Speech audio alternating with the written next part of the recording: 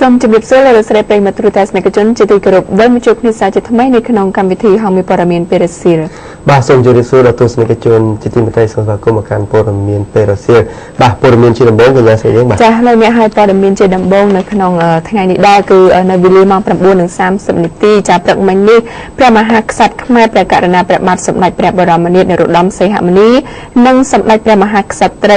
ព្រះវររាជមាតាជាតិខ្មែរនរោត្តមមុនីសីហនុបានយាងទៅពិនិត្យព្រះរាជសុខភាពនៅទីក្រុងប៉េកាំងប្រទេសចិននៅឯអាកាសយានដ្ឋានអន្តរជាតិភ្នំពេញគេសង្កេតឃើញមានសម្ដេចហេងសំរិនប្រធានរដ្ឋសភាសម្ដេចតេជោហ៊ុនសែននាយករដ្ឋមន្ត្រីកម្ពុជ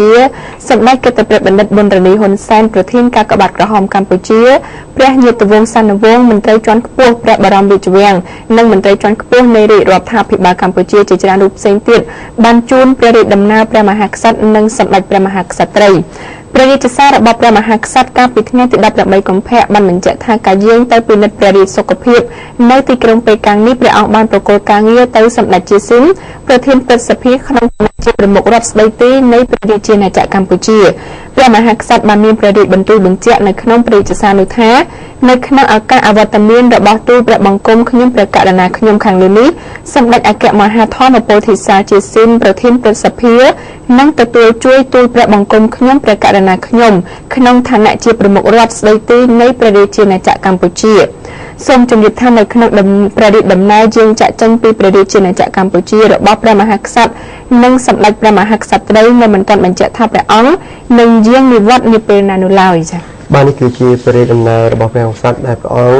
ង្គយាងទៅព្រះរាជទៅពិនិត្យព្រះរាជសុខភាពនៅឯប្រទេសចិនហើយយើងឃើញថាទំនាក់ទំនងកម្ពុជាចិនក៏មានភាពល្អប្រសើរផងដែរចាប់តាំងពីទំនាក់ទំនងរវាងព្រះបរមរតនកោដ្ឋមកម្លេះគឺទំនាក់ទំនងនោះគឺបានអូសបន្លាយមកដល់ពេលបច្ចុប្បន្នហើយចិននៅតែបដិញ្ញាចិត្តថានឹ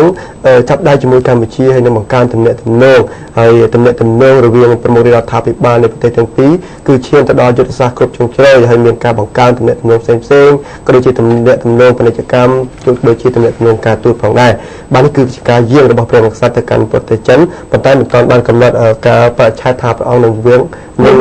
និវត្តន៍មកវិញនៅពេលណានោះទេបាទយើងសូមបញ្ចប់ព័ត៌មាននឹងតែប៉ុណ្្នឹងចុះបាទលោកអ្នកឥឡូវនេះយើងបន្តចូលទៅរឿងគ្រោះថ្នាក់ចរាចរណ៍និងរឿងសន្តិសុខសង្គមវិញម្ដងហើយរឿងនេះគ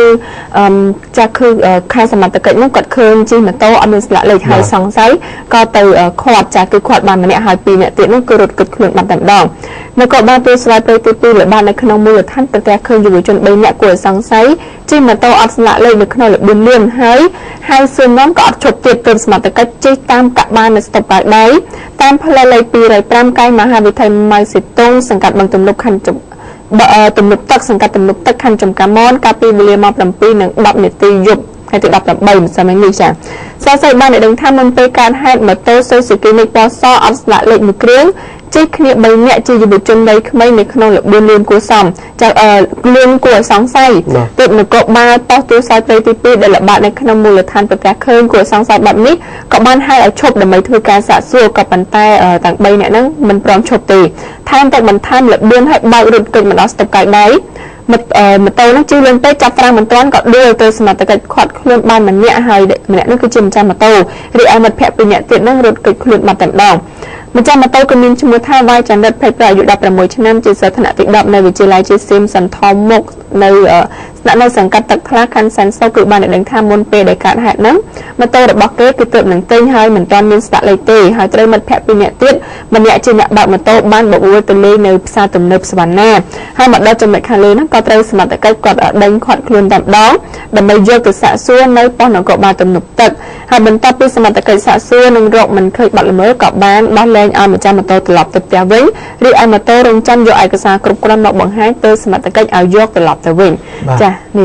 ះជួនកាលគាត់ភ័យឃើញថាគាត់ក្មេងផងជួនកាលគាត់ឃើញប៉ូលីសដេញតាមពីក្រោយគាត់ភ័យគាត់ចេះតែបើករត់ទៅប៉ុន្តែបើសិនយើងមានឯកសារគ្រប់គ្រាន់យើងបង្ហាញទៅសមត្ថកិច្ចទៅហើយយុវជនក៏ជាម្ចាស់ម៉ូតូទាំងអស់គួរតែទៅធ្វើផាកលេខឲ្យបានត្រឹមត្រូវព្រោះថាករណីប្លន់ផ្សេងៗច្រើនតែជនសង្ស័យក៏ដូចជាក្រុមចោរគាត់ប្រើម៉ូតូដែលគ្មានស្លាកលេខដែលសមត្ថកិច្ចយើងតែងតែសង្ស័យដើម្បីធ្វើយ៉ាងណាពង្រឹងសន្តិសុខទៅតាមមូលដ្ឋានរបស់គាត់បាទចាហើយដាក់ផ្លាកលេខទៅក៏ស្រួលម្យ៉ាងដែរនៅពេលដែលយើងបាត់ម៉ូតូអីចឹងយើងសំណុកអាស្រ័យជារកខុស តែនេះក៏បញ្ជាក់ថាម៉ូតូក៏ទៅតែនឹងទៅអញ្ចឹងក៏បានយកទៅធ្វើអញ្ចឹងរស់រាន់បញ្ញាប់យកទៅធ្វើចាឥឡូវនេះគឺយើងបន្តទៅរឿងគ្រោះថ្នាក់ចរាចរណ៍មួយទៀតគឺទៅកង់រថយន្តធំហ្នឹងសង្វឹងជោគជាំហើយក៏បើរថយន្តហ្នឹងទៅគេរថយន្ត2គ្រឿងនិងម៉ូតូ1គ្រឿងចាំបណ្ដាលឲ្យមនុស្សម្នាក់របួសធ្ងន់គឺចាគឺហេតុការណ៍នេះកើតឡើងនៅវេលាម៉ោង 8 យប់ថ្ងៃទី 18 កុម្ភៈចានៅមុខក្រុមហ៊ុនបារីសេកតាមផ្លូវជាតិលេខ 2 នៅភូមិព្រៃតានីសង្កាត់ចាក់អង្រែលើខណ្ឌមានជ័យហើយប្រភពពីកន្លែងកើតហេតុបានដឹងថារថយន្តបង្កម៉ាកហ៊ីណូពណ៌ចម្រុះជាប្រភេទរថយន្តបានដឹកដីចាបើកបរដោយបារម្ភម្នាក់ស្រវឹងជោគធ្វើដំណើរពីកោតទៅលិចហើយខណៈមកដល់ចំណុចកើតហេតុខាងលើផ្លូវហ្នឹងក៏ប៉ុន្តែស្ទះផងចាស្ទះចរាចរណ៍ហ្នឹងបានបើកទៅគេរថយន្តអូឌីពណ៌ខ្មៅជិះគ្នា2នាក់ក្នុងទិសដៅស្របគ្នាដោយបើកទៅគេកង់ក្រៅជំហានខាងស្ដាំហើយរថយន្តបង្កក៏ព្យាយាមបើករថកិច្ចទៅដល់រង្វង់មូលតាខ្មៅបានបើកទៅគេរថយន្តលេខ 470 ពណ៌ខ្មៅមួយគ្រឿងទៀតបែកស្តុបក្រៅជំហានខាងឆ្វេងហើយរថយន្តបង្កហ្នឹងនៅតែមិនបានឈប់ទេក៏ព្យាយាមបើករត់ទៅដល់មុខវត្តព្រៃឫស្សីភូមិព្រៃឫស្សីសង្កាត់ព្រៃឫស្សីក្នុងតាខ្មៅគឺបានបើកទៅគេម៉ូតូគប់ជ្រុងតតទឹកបិចដែលជិះគ្នា2នាក់ស្រីម្នាក់ប្រុសម្នាក់បណ្ដាលឲ្យដួលរងរបួសធ្ងន់ស្រីម្នាក់និងស្រាលម្នាក់ចារថយន្តបង្កនៅតែព្យាយាមបើករត់បន្តទៀតបានប្រហែលជា300 ម៉ែត្រទើបជនរងគ្រោះទាំងពីរនោះបានបើកដេញតាមតាន់ដោយរថយន្តលេខ 470 បើកទៅស្ទាក់ពីមុខជាប់ចាហើយក៏បានស្រែកថាបុករថយន្តគេត្រូវចាស្រែកថាបុករថយន្តគេហើយចាក៏ត្រូវបានតកងរថយន្តនោះបើកទ្វារចេញមកទាំងសវឹងជោគត្រូវប្រជាពលរដ្ឋស្វាគមន៍ម្នាក់មួយដែរមួយជើងទ្រាំខ្លួនទៅសមត្ថកិច្ចទៅដល់នាំយកទៅប៉ុស្តិ៍ព្រៃឫស្សីរងចាំសមត្ថកិច្ចយករថយន្ត3គ្រឿងនិងម៉ូតូ1គ្រឿងទៅធ្វើការដោះស្រាយនៅអធិការដ្ឋានក្រុងតាខ្មៅជាបន្តទៀតចាបាទនេះគឺករណីតកង់ឡានធំគាត់ស្រវឹងឲ្យបើកទៅគេរថយន្តគេរថយន្តឯងដែលរថយន្តធំគួរតែមានទំនួលខុសត្រូវព្រោះថាផ្សិនប៉ះពីអ្វីទៅគឺវាធ្ងន់ធ្ងរទៅដល់អ្នកដទៃជាពិសេសនោះគឺដល់ពេលដែលយើងស្រវឹងគឺថាយើងទៅជន់នេះគឺប៉ះពីទៅដល់អ្នកដែលធ្វើដំណើរទៅតាមផ្លូវសាធារណៈជាមួយយើង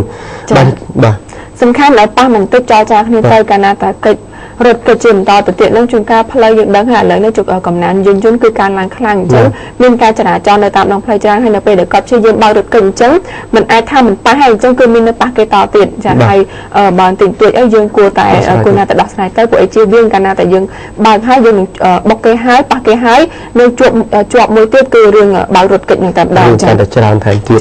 បាទយើងបន្តព័ត៌មានគ្រោះថ្នាក់ចរាចរណ៍នៅព្រឹកមិញវិញម្ដងគឺគ្រោះថ្នាក់ចរាចរណ៍គឺរថយន្ត3គ្រឿងនេះគឺបានបុកបន្តកន្ទុយគ្នាតែម្ដងដោយសារតែរថយន្តធំនោះគាត់ហ្វ្រាំងគាត់មិនស៊ី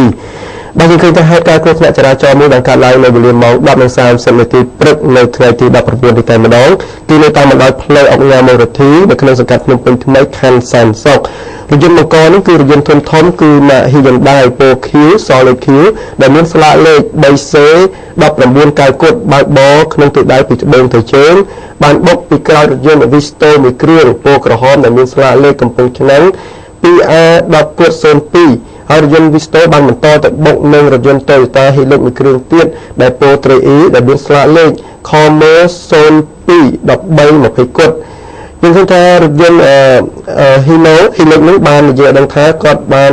ចាប់ហ្វ្រាំងតែហ្វ្រាំងមិនស៊ីក៏បានទៅបុករថយន្ត Visto ហើយក្រោយពេលកាត់ហេតុសមត្ថកិច្ចបានវាស់វែងទៅហើយខាងរថយន្ត Hyundai ក៏សុខចិត្តចេញសងទាំងអស់ចេញសងខាងរថយន្ត Visto ហើយក៏ដូចជារថយន្ត Toyota Hilux ផងដែរដើម្បីបញ្ចប់រឿងនៅនឹងកន្លែងកាត់ហេតុអញ្ចឹងមើលតាមរូបភាពមិនមែនលោកសុផាន់និយាយថារថយន្ត Hilux រថយន្ត Hino ចារថយន្តមួយរថយន្ត Hyundai ខាងក្រៅចាខាងមុខនេះគឺមុខគេនេះគឺ Hilux ទៅហើយកដានេះគឺកូនដាក់ទូនៅកដានេះហើយរថយន្ត Hyundai បុកពីក្រៅចាតគ្នាចាលោកអ្នកឥឡូវនេះយើងខ្ញុំតាំងពីអ្នកសូមសម្រាប់ឲ្យផ្លែសិនហើយយើងនឹងបន្តព័ត៌មាននៅវគ្គក្រោយជាបន្តទៀត